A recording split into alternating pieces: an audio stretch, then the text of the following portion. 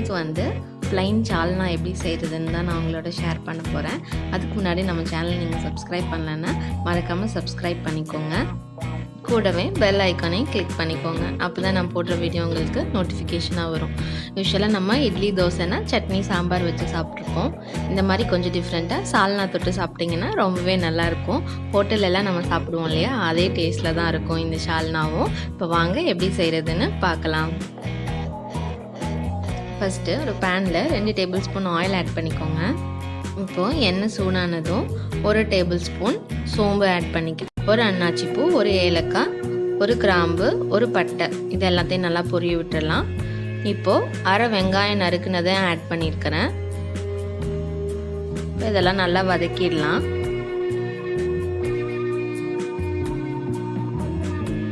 பாருங்க, வெங்காயம் நல்லா வதங்கிருச்சு. இப்போ நான் வந்து 1 கப் தேங்காய் வந்து நறுக்கி வச்சுருக்கேன், அதையும் ஆட் பண்ணியிருக்கிறேன். இப்போ இதை வந்து 2 நிமிஷம் வதக்கிடலாம். அடுத்து 1.5 டேபிள் ஸ்பூன் கசகசா ஆட் பண்ணிக்கிறேன். இப்போ இது எல்லாத்தையும் நல்லா மிக்ஸ் பண்ணிவிட்டு ஃப்ளேம் ஆஃப் பண்ணிடலாம். இப்போது நல்லா ஆறுனதுக்கப்புறம் நம்ம மிக்ஸி ஜாருக்கு மாற்றிக்கலாம். இப்போ நான் இதோட இன்னும் கொஞ்சம் பொருள் வந்து சேர்க்க போகிறேன்.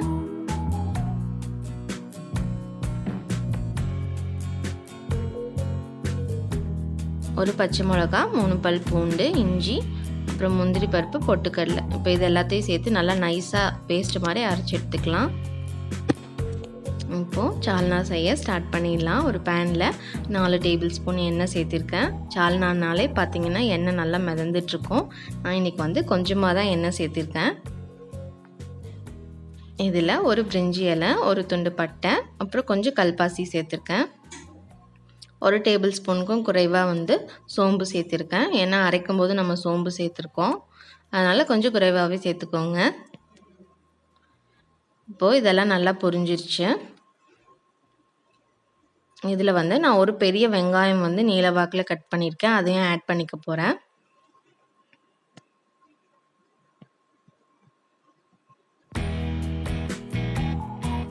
இப்போது இது எல்லாத்தையும் நல்லா வதக்கிடலாம். இப்போ பாருங்கள், வெங்காயம் நல்லா வதங்கிடுச்சு. இப்போ நான் ஒரு பெரிய தக்காளி வந்து நறுக்கியிருக்கேன், அதையும் சேர்த்துக்கிறேன். இப்போ இதெல்லாம் நல்லா வந்து வதக்கிடலாம். ஸோ சால்னால வந்து வெங்காயம் தக்காளியும் தெரியவே கூடாது, அந்த அளவுக்கு நல்லா இதை வந்து வதக்கிடலாம்.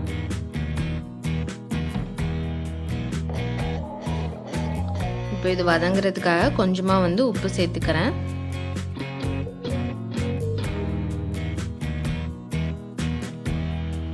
இப்போது இது எல்லாத்தையும் சேர்த்து நல்லா வதக்கிடலாம்.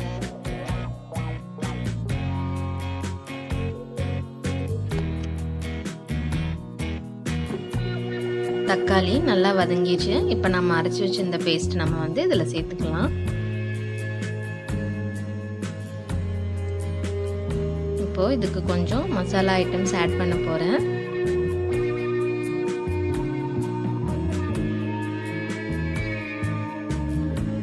ஒரு டேபிள் ஸ்பூன் மிளகாய்த்தூள், 1 டேபிள் ஸ்பூன் மல்லித்தூள், அரை table spoon garam masala, 1 table spoon chicken masala சேர்த்துக்கிறேன்.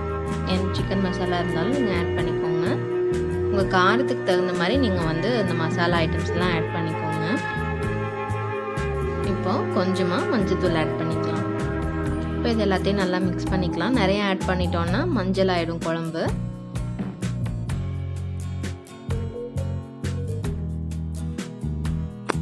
கொஞ்சம் புதினாவும் மல்லி இலையும் ஆட் பண்ணிக்கிறேன். இப்போ இதெல்லாம் சேர்த்தோம் அப்படின்னா தான் நம்ம ஹோட்டலில் சாப்பிடுவோம் இல்லையா, அதே பரோட்டா சால்னா மாதிரியே இருக்கும். ஸோ இந்த ஃப்ளேவர் எல்லாம் இறங்கும்போது ரொம்பவே நல்லா இருக்கும். இப்போ இதுக்கு கொஞ்சம் தண்ணி சேர்த்துக்கலாம். இப்போது இது எல்லாத்தையும் நல்லா கலந்து விட்டுறலாம். தண்ணி வந்து தண்ணியாக தான் இருக்கும் பரோட்டா சால்னா, அதனால் உங்களுக்கு எவ்வளோ தண்ணி வேணுமோ அதை சேர்த்துக்கோங்க. இப்போது இதை நல்லா மூடி வச்சிடலாம் ஒரு கொதி வர வரையும். பாருங்கள், நல்லா கொதி வந்துச்சு, எண்ணெயும் மேலே வந்து மிதந்துட்டுருக்கு பாருங்கள். அவ்வளோதாங்க, நம்மளோட சுவையான சால்னா வந்து ஹோட்டல் ஸ்டைலில் சூப்பராக ரெடி ஆகிடுச்சு. நான் இன்றைக்கி வந்து தோசையோடு தான் இதை சர்வ் பண்ண போகிறேன். இந்த ரெசிபி பிடிச்சிருந்ததுன்னா மறக்காமல் லைக் பண்ணுங்கள், ஷேர் பண்ணுங்கள். ரெசிபி ட்ரை பண்ணி பார்த்துட்டு உங்களோட ஃபீட்பேக்கை கமெண்ட் பாக்ஸில் ஷேர் பண்ணுங்கள். தேங்க்ஸ் ஃபார் வாட்சிங். தேங்க்யூ.